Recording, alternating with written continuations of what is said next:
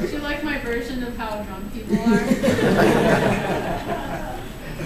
And then, of course, there's not very good posture going on. So you see, like, you know, yeah, there's no neck. He's like, I may be a zombie, but I might also be drunk. I don't know. So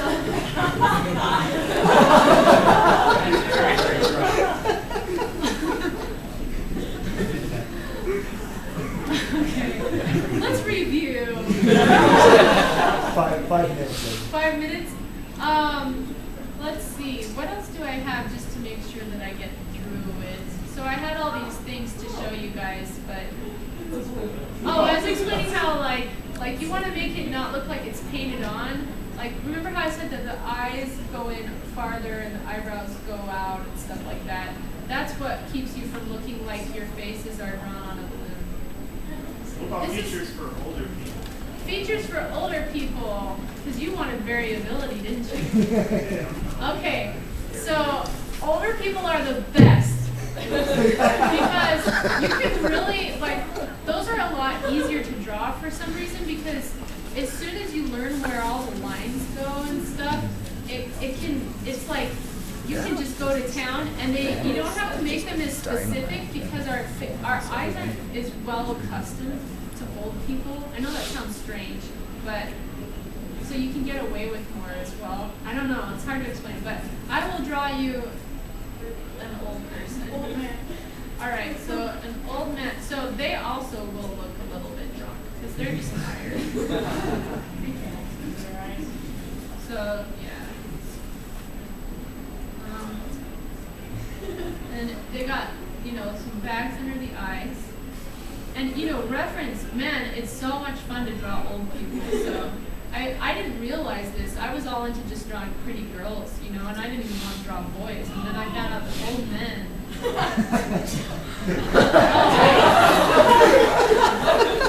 I just made him sexy.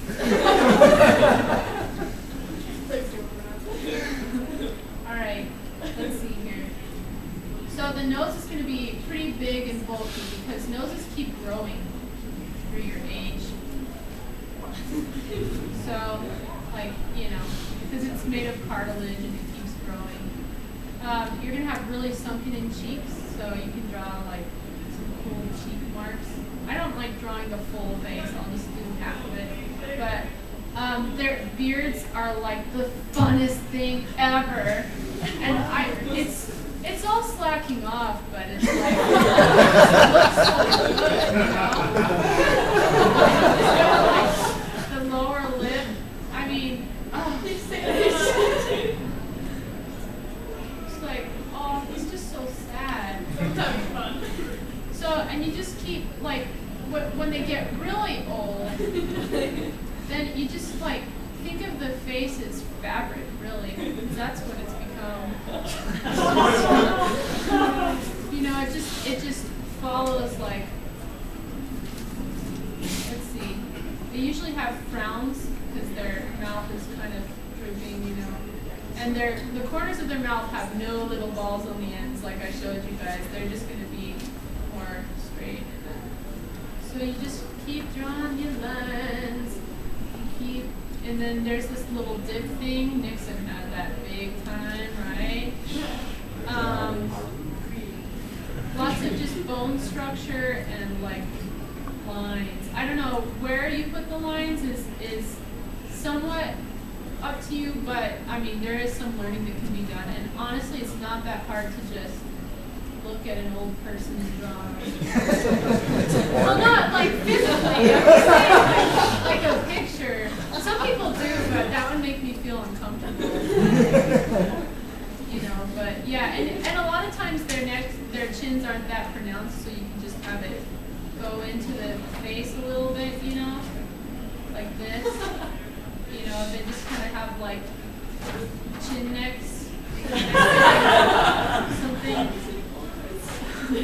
Yeah, I mean, that's what I'm trying to do, because I had to age one of my characters like throughout an issue, and that was really fun. You just kept adding more, making them lose more hair, and then have like a tooth sticking out.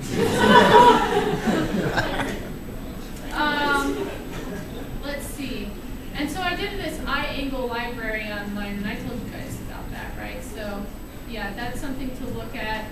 I show people how different mouths are and eyes are, and I'm sorry I didn't get to that. It's a lot of stuff. Honestly, I probably need like 2 to 3 hours, and you guys would just be dying.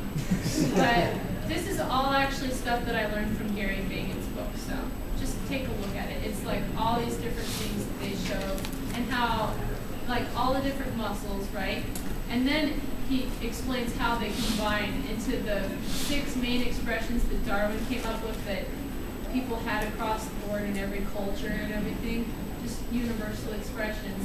And then what you do is, like, in Scott McCloud's Making Comics, he has a really good long section on facial expression. And yeah, you have these main ones, and if you combine them all together, it becomes something different. So, like right here, she's scared, she's surprised, and she's angry. So her eyes are open for surprise, she's like scared, so her mouth's a little bit shut, and then she's angry. Or over here, I combine this angle right here with somebody who's smiling but also kind of sneering, like, oh, you're so stupid. Over here, she got surprised, but she's pissed because she just snapped her pencil, so she's got both of those plus that angle. So then, and then it's like, what do you want to do? Places for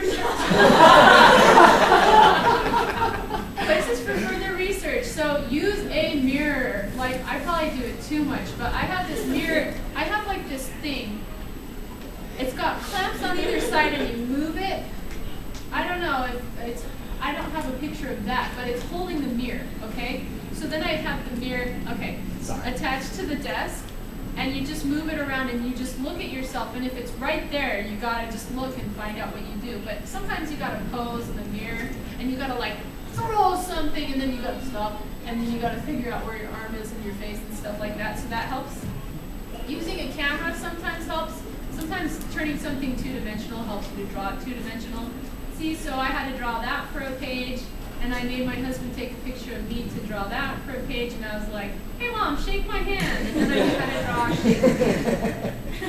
And then tracing, you can trace to learn, not to publish it. Think in terms of angles when you're going to copy photos and learn from reference. So that's more like a 90-degree angle, that's more like less than 45 degrees. You know, if you think in terms of that, it's a lot more easy to figure out how to draw stuff. I already told you guys this, do impressions of things that look wrong, and then you'll know how to do it right. I've got my eye angle library online that you can learn from. You can do 3D imaging refs. This is just poser. And then read. And so I like that book. This book's a nice reference, and it has people of all different ages and types and everything. And Making Comics by Scott McCloud. And if you have questions, you can come to my table that is in the dealer's room. And thanks for sitting with me.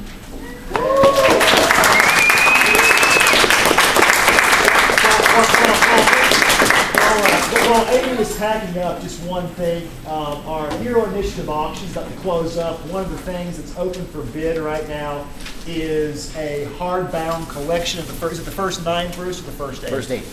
It's the first 8 issues of Madame Xanadu. I'm sure Amy would be proud to sign it for you. It was done by Library Binding, so the auctions will be wrapping up here. Ben will probably be announcing that in the hall here shortly. But definitely take the time if you enjoy Madame Xanadu, if you enjoy Amy's work. All the proceeds go to the Hero Initiative, so definitely check them out. It's a one-of-a-kind item.